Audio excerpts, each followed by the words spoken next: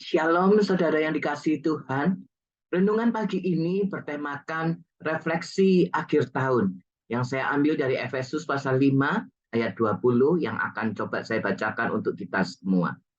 Ucapkanlah syukur senantiasa atas segala sesuatu dalam nama Tuhan kita Yesus Kristus kepada Allah dan Bapa kita. Saudara yang dikasihi Tuhan, tanpa terasa di dalam hitungan jam, kita akan segera mengakhiri tahun 2022 ini.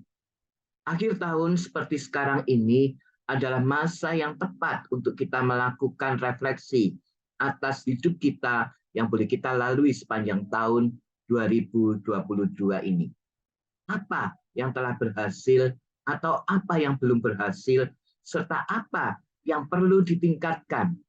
Apapun hasil refleksi kita, Bapak Ibu, tutuplah tahun 2022 ini dengan senantiasa mengucap syukur kepada Allah sebagai bukti dari pengakuan iman kita di hadapan Allah. Dengan bersyukur, paling tidak Bapak Ibu, Saudara semua, ada dua hal sebagai bukti pengakuan iman kita kepada Allah. Yang pertama, Saudara, bersyukur berarti mengakui kebaikan Allah. Sama seperti ucapan terima kasih yang merupakan pengakuan atas kebaikan seseorang kepada kita, demikian pula ucapan syukur kita adalah merupakan pengakuan iman kita bahwa segala sesuatu di dalam kehidupan kita ini terjadi karena kebaikan Allah semata. Sebaliknya, ketika kita tidak mengucap syukur, merupakan ungkapan penyangkalan dari iman kita atau ketidakpedulian kita atas kebaikan Allah. Yang kedua, saudaraku, bersyukur berarti mengakui kedaulatan Allah di dalam hidup kita. Mari kembali kita melihat nats Alkitab yang telah saya bacakan tadi dari Efesus 5 ayat 20. Ucaplah syukur senantiasa atas segala sesuatu dalam nama Tuhan kita Yesus Kristus kepada Allah dan Bapa kita. Perhatikan saudaraku, kata senantiasa dalam nats ini yang merujuk kepada waktu dan kondisi. Yakni setiap saat dalam segala kondisi. Demikian pula kata segala sesuatu merujuk kepada segala peristiwa yang terjadi di dalam hidup kita. Jadi jelas bahwa Rasul Paulus mengajak kepada kita untuk kita boleh mengucap syukur baik di saat keadaan lancar dan aman maupun di saat muncul banyak masalah di dalam hidup kita.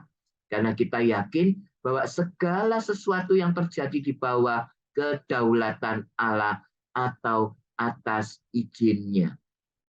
Percayalah saudara, bahwa segala sesuatu akhirnya akan mendatangkan kebaikan bagi kita yang benar-benar mengasihi Dia, yang terpanggil sesuai dengan rencana Allah, sama seperti yang dikatakan Rasul Paulus pada bagian suratnya yang lain, yaitu di Roma 8 ayat 28. Nah, saudara, mari jika kita mau menutup tahun 2022 ini dengan mengucap syukur kepada Allah. Ucapan syukur apakah yang kita persembahkan kepada Allah atas kebaikan dan kedaulatannya di dalam hidup kita sepanjang tahun 2022 ini.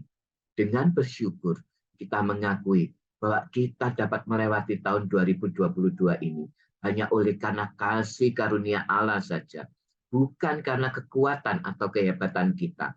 Dengan bersyukur, kita kembali mengekspresikan iman kita bahwa di dalam memasuki tahun depan, tahun 2023, yang konon dikabarkan akan semakin suram dan gelap, dengan suatu keyakinan bahwa pimpinan Allah dalam kasih karunia-Nya akan senantiasa menyertai kita. Selamat menyongsong tahun 2023 bagi kita semua. Tuhan Yesus memberkati. Mari kita berdoa.